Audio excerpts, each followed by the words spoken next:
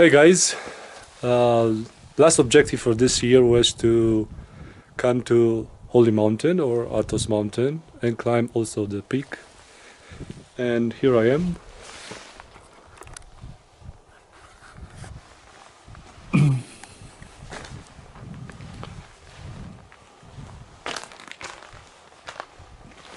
Athos Mountain has a really long history.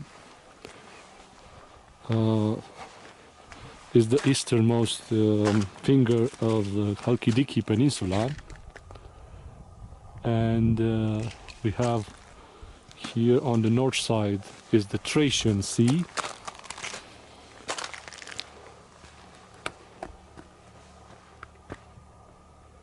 and somewhere over there you can see only the peak is Tassos.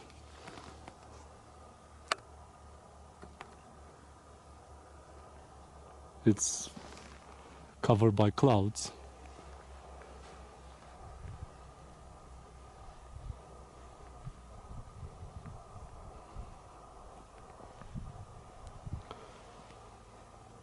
Here at the end of the peninsula,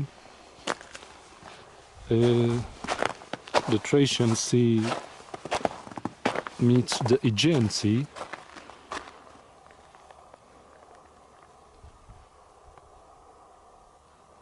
Quite beautiful landscape.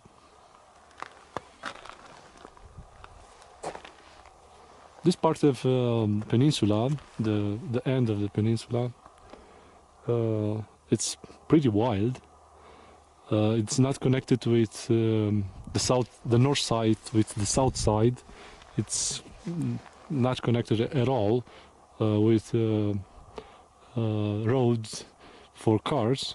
Only trails and paths for walking and hiking, and the monks they are using only mules or donkeys to transport their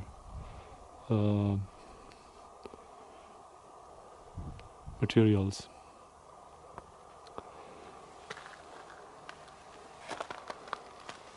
They also built here a chapel, a small chapel. Its name is Metamorphosis. Here on the cross they put the year of 1897.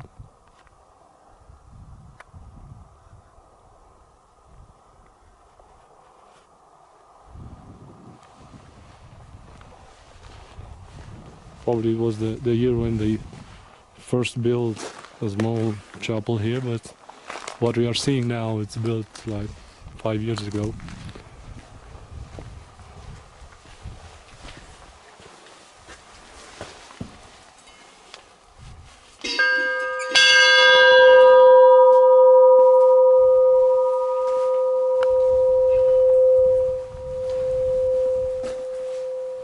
Well, everybody should do that when they come here. And they must say a prayer, of course.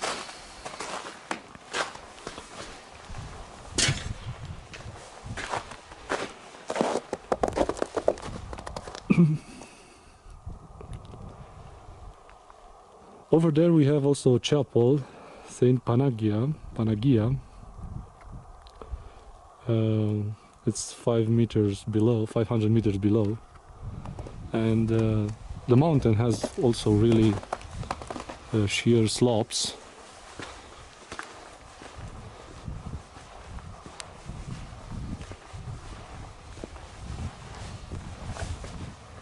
And that's the peninsula of Mount Athos. The last city is Uranopoli, where you should take the ferry to come on the mountain. After Uranopoli, to the next town is the narrowest part of this peninsula. It's an isthmus over there, and it is known there to have been the channel of Xerxes, the Persian king, who tried to dig a channel during 3 years in 500 before Christ era, and I don't know if he succeeded or not, but probably if he did, today we wouldn't talk about the peninsula, we would have talked about an Iceland. But anyway, from there to here are about 50 kilometers. The peninsula has a length, I said, about 50 kilometers, and the width about between 7 and 12 kilometers. And it's part of Greece, actually. The country, it's Greece, but there's a wall from Ranopoli over there, and you cannot enter on the mountain only with a special permit. And only males are allowed. And of course, coming from Greece here, you can find a monastic type of life. There are about 20 monasteries, 14 scities, and lots of cells.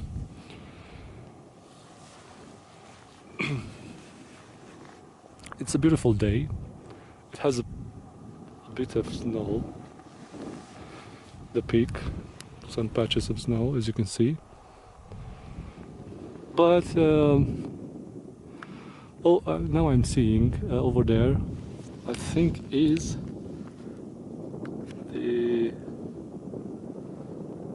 those are the Olympus Mountains, with those peaks filled with snow. I'm not sure if I'm focusing correctly, because I can't see much.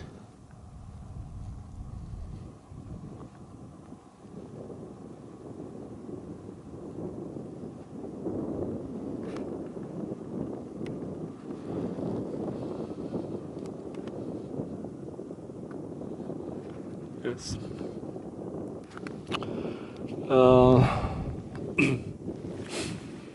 There is some history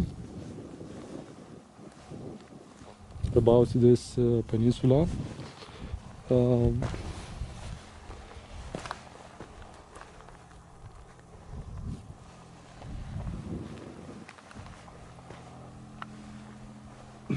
It has about 1800 years of Christianity, but only in 10th century the monastic life started. And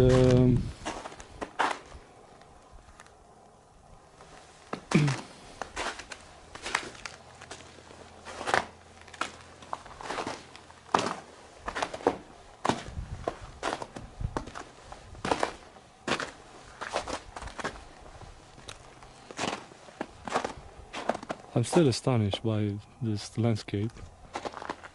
Lots of clouds over the sea.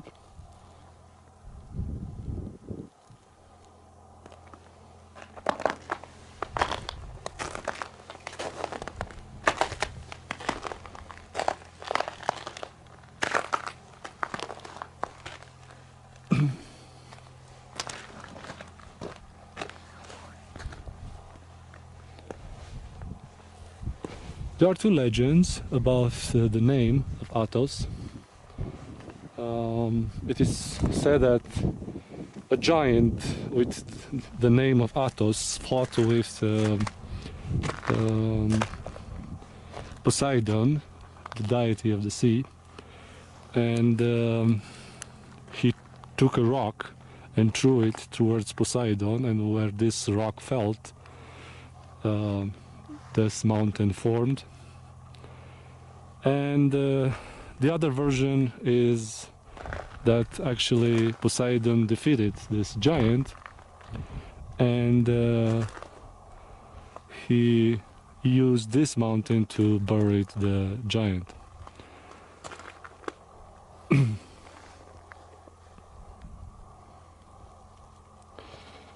Before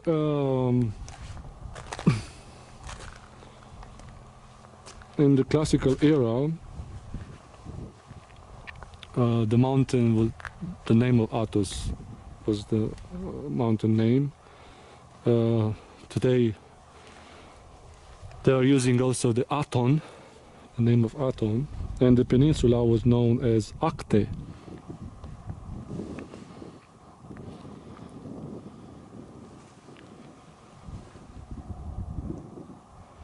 Today there are about 2,000 monks living here from all over Europe, especially from Romania, Moldova, Georgia, Bulgaria, Serbia, and of course Russia. And they usually live an ascetic life, but not that isolated of the rest of the world. Because in the last years they became pretty modern, most of them. The only skitty that I encountered these days is somewhere down over there. The name is Kerasia. About 5 monks live there, and they pretty live a Spartan way of life. Stayed there yesterday before I climb up today this morning, and the only thing that reminded me about modernism over there was were only the airplanes that flew over in the sky, and they are really beautiful craftsmen. They manufacturing iconostasis for churches in such a beautiful technique, and I was amazed about their skills and their talent. It's freezing here, but we are in 24 October 2017,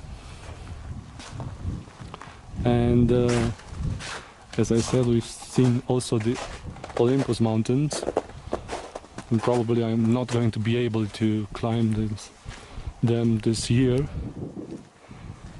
but who knows, maybe next year.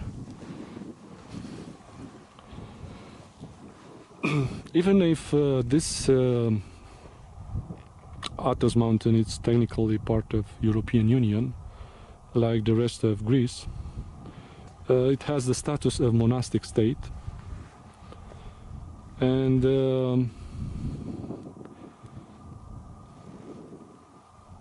the free movement of people and goods in this territory is prohibited.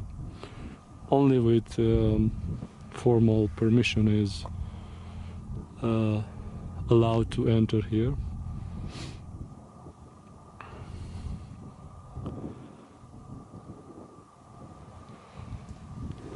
Over there, somewhere in the middle of peninsula, now it's covered by clouds, unfortunately, there's Careia. It's the capital of Mount Athos.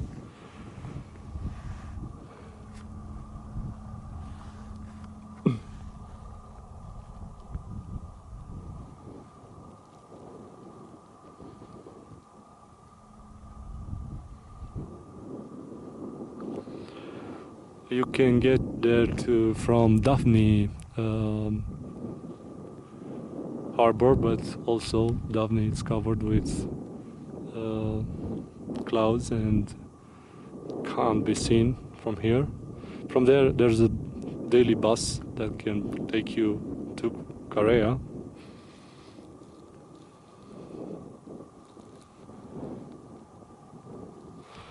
I was almost forgot. When I was in Kosovo, I've been to Budisavch monastery, and those two nannies from there, they gave me a small icon. So I want to tell them that I left this small icon, as I promised to do, to Hilandar Monastery. Hilandar Monastery is also one of the first monastery that can be visited when you come to the mountain. And I left there that small icon. I hope that they will probably, or probably not, they're going to see this movie, this video log. But I kept my promise to do so. And from this nice gentleman from Ohrid, where we have seen that national handmade paper workshop, where there was also that old Gutenberg printing machine. I received over there also a beautiful gift of Saint Michael, printed on their own paper. And I promised him also that I'm going to find a place here on the Mount Athos that is going to suit for that beautiful painting. So I did.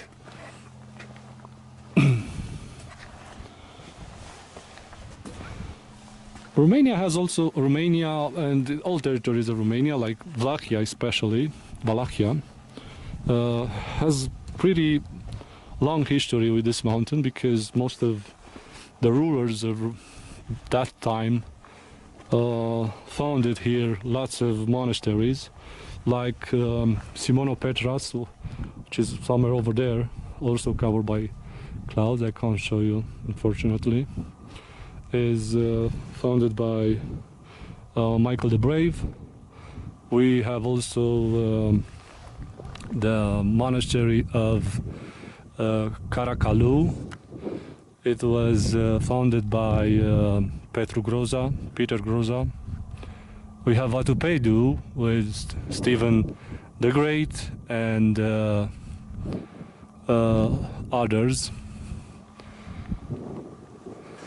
The biggest monastery here is Great Lavra. It was built in 10th century, and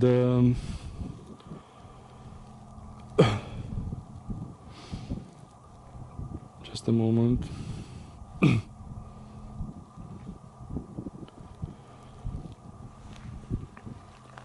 It was built in 10th century, and actually in 1958 by the monk Athanasius the Atonite, and he came here in 1958, and in 1962 he built a big church of Protaton in Caris, in the capital, and in the next years he started, with help from Byzantine emperors, to build this great monastery of Lavra, Magistis Lavras. There is also a story about why the women are not allowed here on the mountains. Well, it's also again connected with the Vlachs. It is said that in the 10th century 300 Vlachs came here, the families, and they settled here on the mountains with their sheep, so they were shepherds.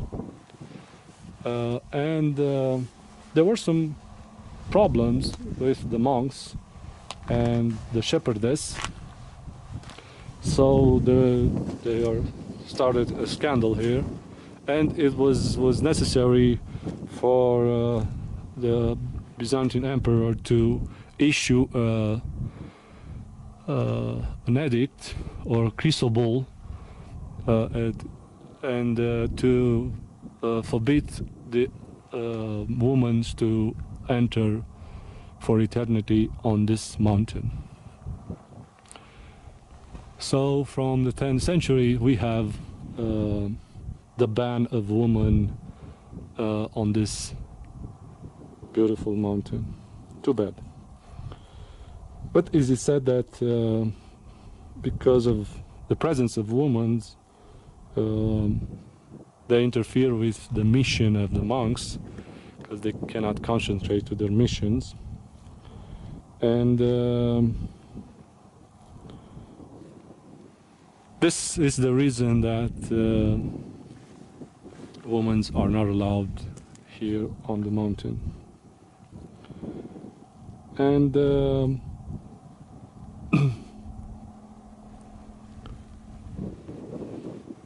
it became a monastic state mostly because of the story that the Holy Virgin, the Saint Mary, came here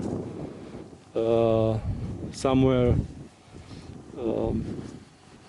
coming from Joppa towards Cyprus, and the ship was blown off somewhere near to Caria, where today it's Iviron Monastery. The Iviron Monastery, it's right on the seaside. Again, full of clouds over there. Can't show you, but it's on that direction. So the ship had to come on the seaside, and when Saint Mary saw the beauty of this place, she asked for his son to give her this beautiful mountain, and a voice was heard from the sky and decided that this should be forever the garden of Holy Mother Mary. And since then she is the abbot, probably and of course the only abbot of monks from in Orthodox world. The only abbot, yes. I think it's correctly to state it like this. But she is a really important figure here on the mountain.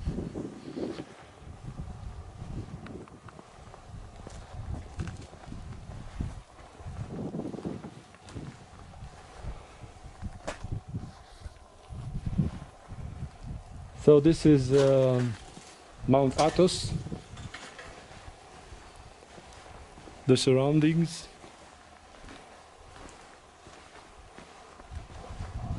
the slopes,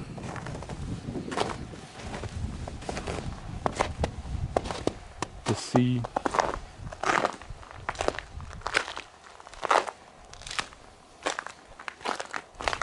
Well, someone told me that, and I also seen a documentary a couple of months ago, when they said that the monks here on the mountain, they are praying incessantly. Well, I haven't seen one doing this, but usually the program for a monk that lives in the monastery is 8 hours sleeping, 8 hours praying, and 8 hours working. So that being said, it's a pretty beautiful place to live, even a bit far of the world. But you may say that is Monte Carlo of monasteries around the world. Should come here. It's quite a beautiful view, and we'll see you next time.